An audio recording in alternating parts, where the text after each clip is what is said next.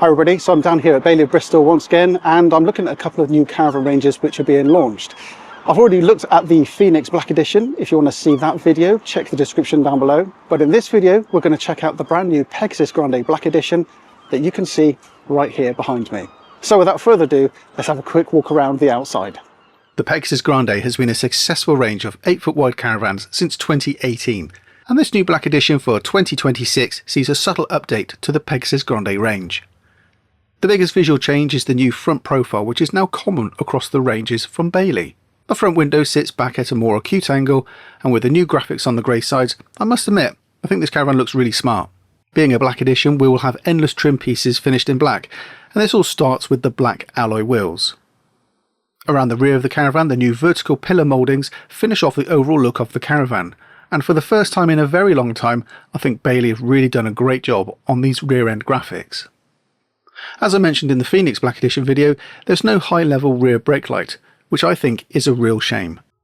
So the caravan that we're looking at today is the Messina, and in the 2026 lineup there are 5 different layouts.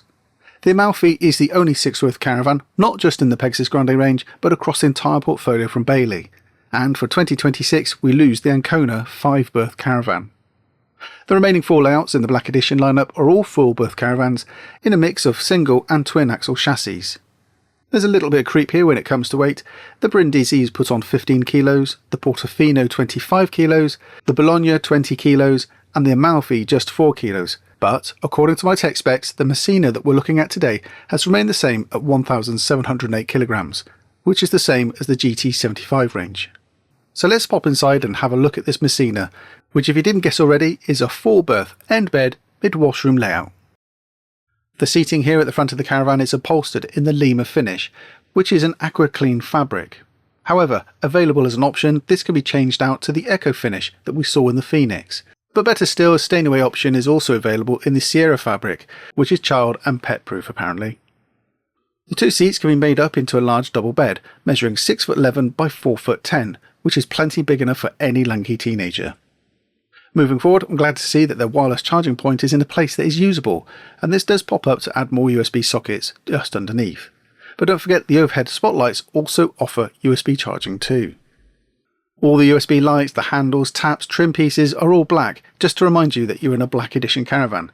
Now this could easily be overdone, but I think it's a nice balance, and it really does sit well with the stone grey finish on the locker doors.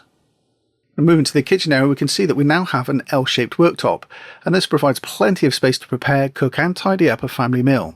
The L-shape also provides a lot of storage options below the countertop too. A dedicated cutlery drawer and space for pots below, the L-shaped design really does allow for a lot of items to be stored away. The worktop and the splashback are finished in white sandstone with a smooth finish, and this is going to be an absolute breeze to keep clean. Moving to the cooker, we lose the cooker cover that we've had in the previous generations, and I think this is a great shame. Personally, we do use our cooker cover quite a lot, especially when washing up or when using the slow cooker. The cooker itself is a dual fuel hob, and unlike the Phoenix, this cooker has a separate oven and grill. Opposite the cooker is the tall fridge freezer with plenty of space for food and drink to be kept cool, and to the right is the first of 2 TV positions. Above the countertop is more storage, along with cupboards below. In fact, there's almost too much storage in this area. Now the one thing I did notice is the inclusion of this full-length mirror. It really does make the kitchen and living area feel really spacious. Anyway, let's pop along into the washroom.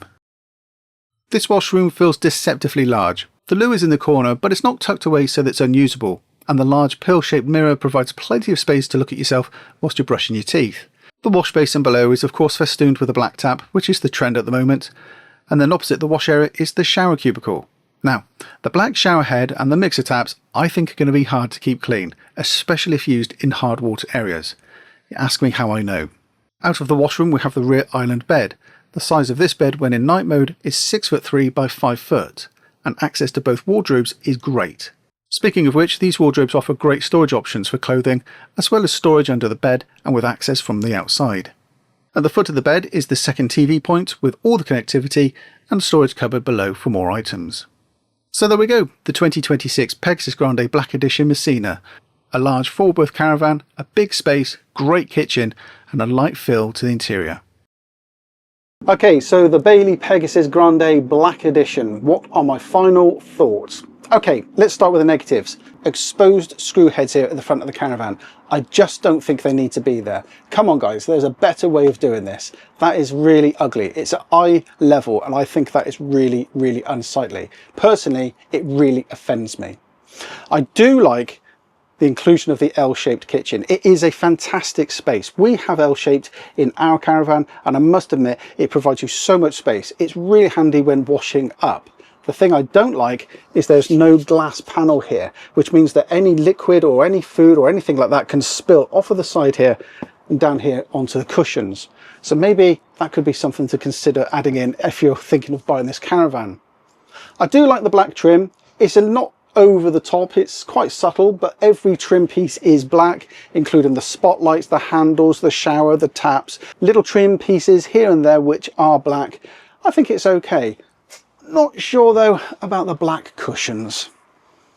I've sat in this van now for about half an hour. I've sat on this seat and I must say it's a great seat. It's a great space to be in because let's face it, you're either going to be sat here or you could be in bed. I haven't tried the bed out, but this is a great space to be in.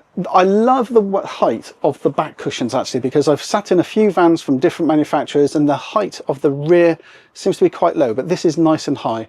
Plus also it's a space for you to put your arm out as well. But other than that, what do I think? I think the problem with this van is the Phoenix. If you want an 8 foot wide, obviously this is the van for you. But if you're not bothered with an 8 foot wide, it's the Phoenix you need to have a look at. That's my thought anyway. So that's it from me today. If you like this caravan, give it a thumbs up. If you don't, give it a thumbs down. Write your comments down below if you think that you want to voice any criticisms or praise in any part of this caravan. It'd be interesting to read your thoughts and your comments. But please do hit the subscribe button, hit the notification icon, and if you can do all of that, I'll see you in the very next upload. Many thanks for watching everybody. Take care. Bye bye.